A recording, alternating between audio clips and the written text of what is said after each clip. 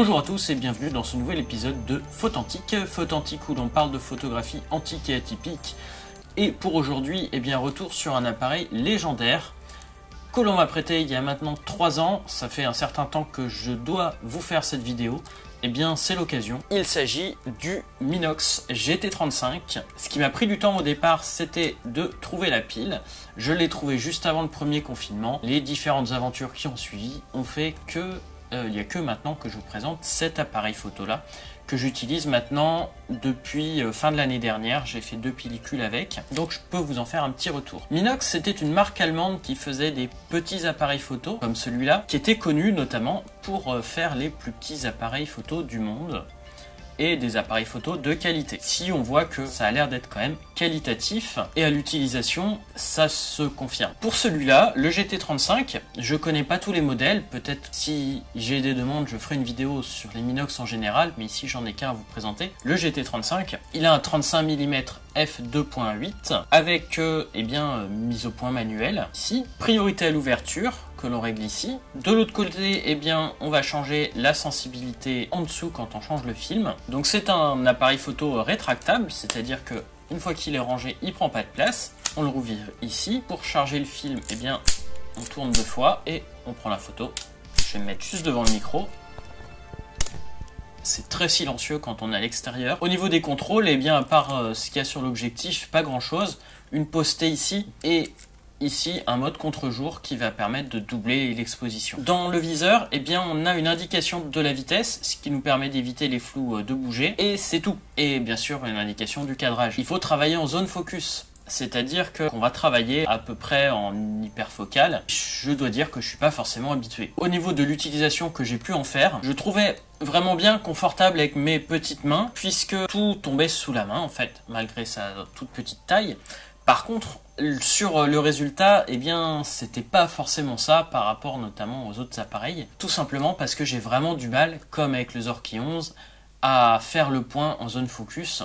Et c'est vraiment dommage. Comme je vous ai dit, j'ai fait 2 pellicules avec. Donc voici quelques photos qui défilent, majoritairement à Angoulême, un petit peu à Paris. Les résultats sont bons quand j'ai fait le point au bon endroit. À quelques exceptions faites, j'ai quelques photos où la mesure de lumière était complètement dans les choux. Qu'est-ce qui s'est passé? Je sais pas. Est-ce que c'est un défaut de mon appareil? Est-ce que moi je ne sais pas que dans certaines utilisations, il part un peu en vrille? En n'ayant fait que 2 pellicules, c'est compliqué à dire, mais en tout cas, je suis déçu là-dessus. Même si ça reste quand même un bon petit appareil, et au final, j'ai vu que d'occasion, je m'attendais à des prix complètement fous. Et c'est pas le cas. On en trouve en état de marche à 70-80 €, à réparer à une trentaine d'euros. Apparemment, il a un souci. Alors c'est peut-être pour ça que j'ai certaines photos qui sont mal exposées. Le diaphragme se gomme facilement, c'est-à-dire que ou il se bloque complètement, ou alors il a du mal à s'ouvrir et il se retrouve qu'il a que des vitesses trop lentes. Je dois dire que voilà, je suis pas déçu en tant que soi, mais je peux pas dire que j'ai eu le coup de foudre non plus pour cet appareil photo là. Même si je dois dire qu'au départ j'ai eu le coup de foudre pour son utilisation, pour son look, pas pour les résultats. Donc je dois dire qu'à l'utilisation, celui-là j'aime bien. Quitte à choisir, je suis toujours fan de mon Pentax Auto 110. Alors le Pentax Auto 110, l'avantage c'est qu'on a la mise au point complète, mais j'ai pas de postée malheureusement pour faire des poses longues. Mais objectif interchangeable, et il est même plus petit que le Minox, mais avec une pellicule, avec une surface qui est 4 fois plus petite. Et puis d'un autre côté, celui que je vous ai déjà parlé plusieurs fois, qui me plaît beaucoup pour la photo de rue, que j'avais à un moment toujours sur moi, c'est le Hashimatic F, où je referai une petite vidéo mise à jour dans les jours, semaines qui viennent, comme pour le Pentax Auto 110, puisqu'il s'agit vraiment en fait de mes appareils favoris.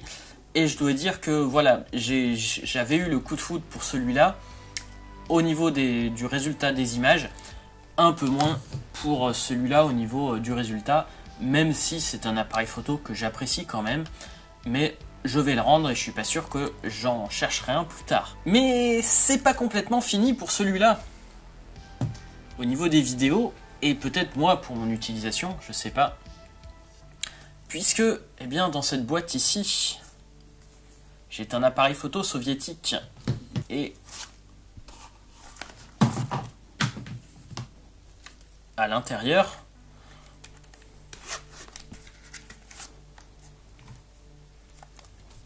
bien, ça ressemble à ce que je vous ai montré il y a quelques minutes, je pense. Si ça vous dit quelque chose, eh bien il s'agit de la copie soviétique Minox GT35. Bon, il y a quelques petites différences, hein. On le verra quand je ferai la vidéo. Je ne sais pas du tout s'il fonctionne. Ça sera donc l'objet d'une vidéo séparée. En tout cas, il me tarde de mettre une pellicule dedans pour voir le résultat, voir si ça fonctionne. Vous entendrez encore parler de ce Minox. Je sais pas si quand je ferai la vidéo, je l'aurai toujours en ma possession, mais en tout cas, il y aura une suite. Voilà, j'espère que cette vidéo vous aura intéressé. Sur ce, je vous donne rendez-vous très bientôt pour un nouvel épisode de Faute Antique. Soyez authentiques et atypiques, et à bientôt.